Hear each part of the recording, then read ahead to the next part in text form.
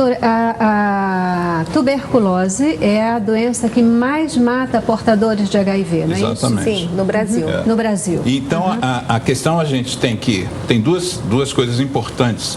Uma é tentar fazer o diagnóstico de HIV nas pessoas que tenham, evidentemente, o HIV.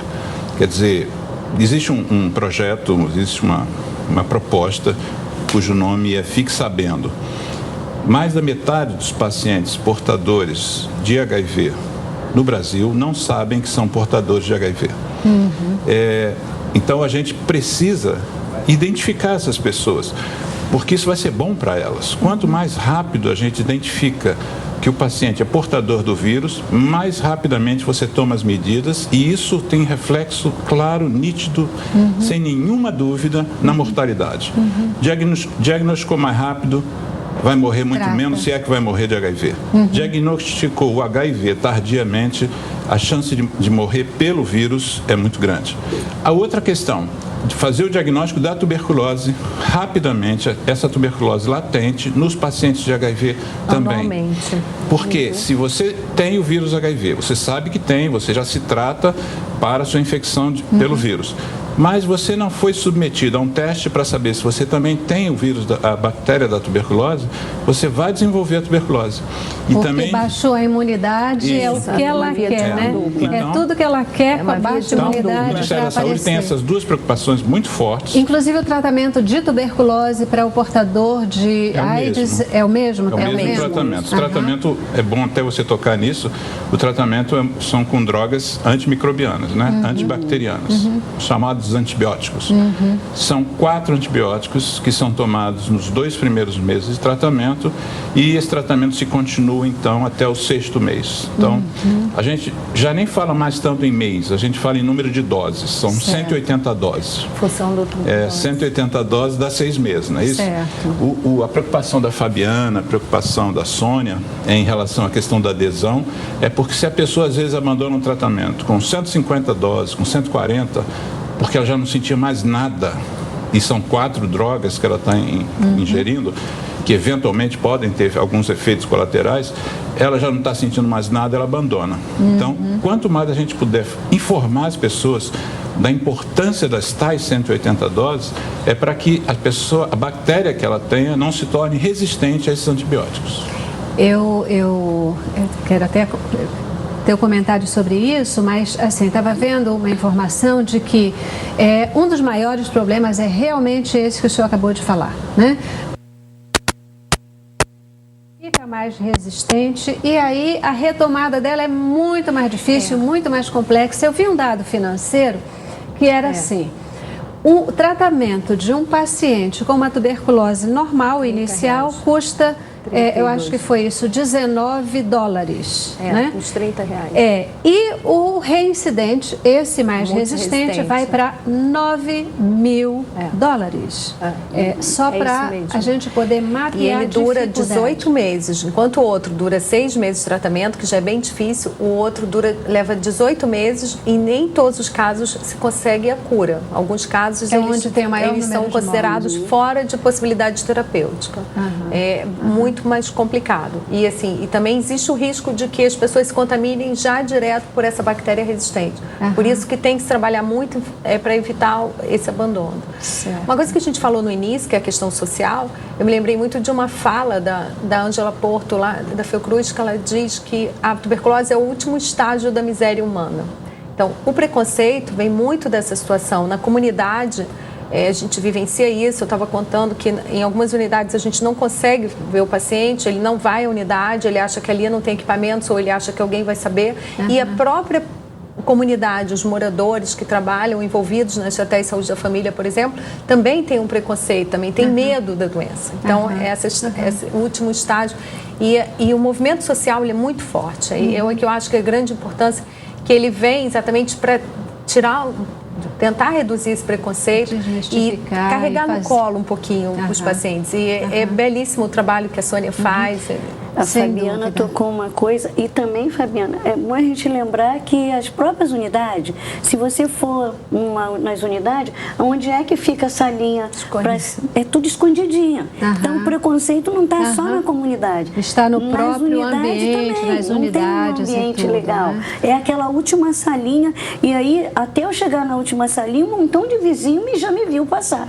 Ou você está com uma, ou você está com a outra, ou está com as duas. Então, aí. o preconceito, você já começa... Eu queria que a gente também falasse um pouquinho para o nosso telespectador o seguinte, porque normalmente se fala da tuberculose pulmonar, mas não é só pulmonar, tuberculose não é só no pulmão, não é isso? Não, a gente tem a preocupação com a tuberculose pulmonar em função da transmissão por via aérea, né? Então, mas ela pode acontecer em várias regiões do corpo, com uma incidência maior ou menor. A gente tem a tuberculose cutânea, ocular, a ganglionar, que é muito comum nos pacientes imunodeprimidos, renal, mamária.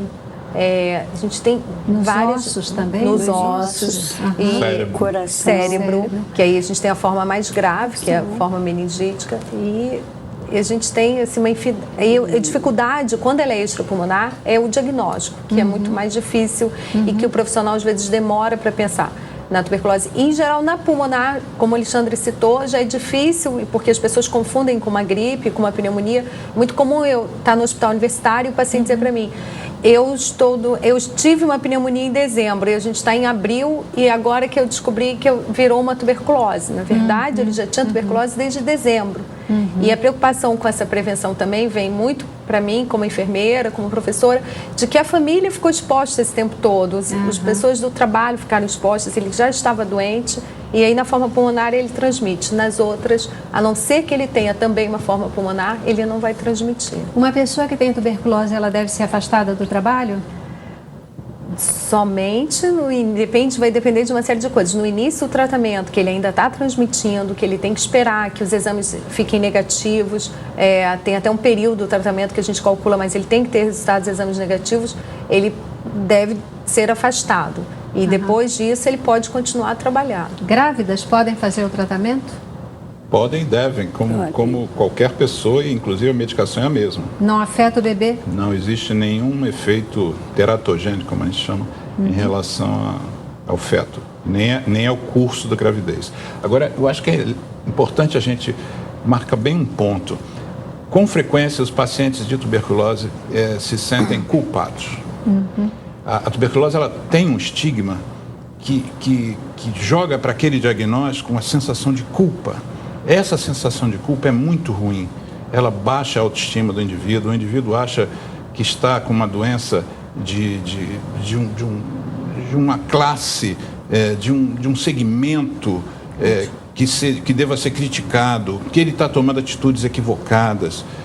E a gente não considera qualquer pessoa pode ter tuberculose. Certo. A tuberculose é uma doença que ela é um indicador social, ela está mais presente nas regiões mais desfavorecidas, mas ela não respeita a classe social. É importante que as pessoas que tenham esse tipo de pensamento entendam que isso reforça o estigma.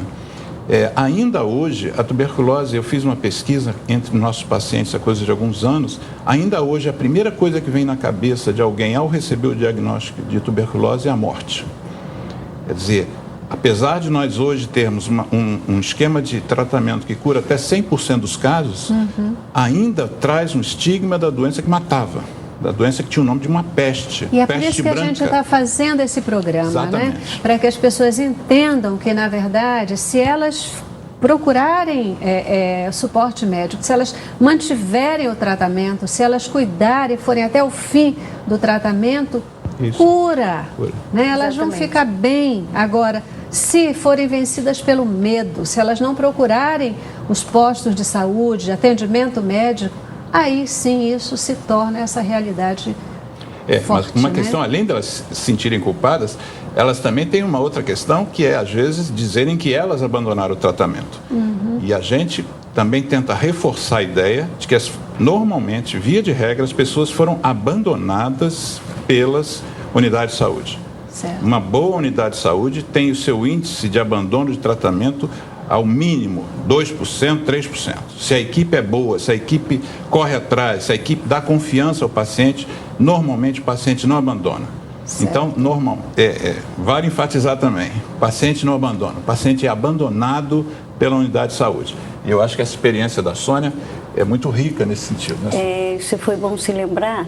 Nós estamos lembrando aqui o caso de um jogador num time que não é o meu, né? Não é o meu, mas teve um jogador que teve a tuberculose. E aí isso foi para a mídia. E aí, poxa, mas o cara é um atleta, você vai supor que o cara tem uma vida regrada, com boas regras e uma boa alimentação. E como é que ele teve a tuberculose? Isso nos traz um cenário para a gente pensar. A tuberculose, ela não é uma doença de pobre. Ela não, né? Se limita, ela não pode ser isso. Não pode ser vista assim. Exatamente. Né? Então, uma pessoa de uma classe média ou alta, altíssima, também pode ter, porque nós não moramos numa cidade partida. Exatamente. Né? Todo mundo circula em todo lugar. E, queridos, falamos hoje aí sobre tuberculose. Né? Muito obrigada pela participação de vocês. O papel de vocês é fundamental no esclarecimento dessa doença que a gente vê que ainda é tão forte aí no nosso país, não é isso? Muito obrigada. Um minutinho só para dizer um tchau para o telespectador. Eu queria agradecer a oportunidade da gente estar aqui falando desse assunto que a gente luta tanto e que é super importante a gente passar esse tipo de informação. Isso aí. É muito importante a gente saber que tem pessoas com a gente nessa luta. Um dia nós vamos ter o Brasil erradicado. Em nome de Jesus. Eu também quero agradecer estar aqui com vocês e poder colaborar. É um imenso prazer e dizer que nessa luta a gente também tem trabalhado muito com a formação dos profissionais e tentar melhorar essa situação no Brasil. Isso aí. Obrigada. A você que esteve conosco, muito obrigada.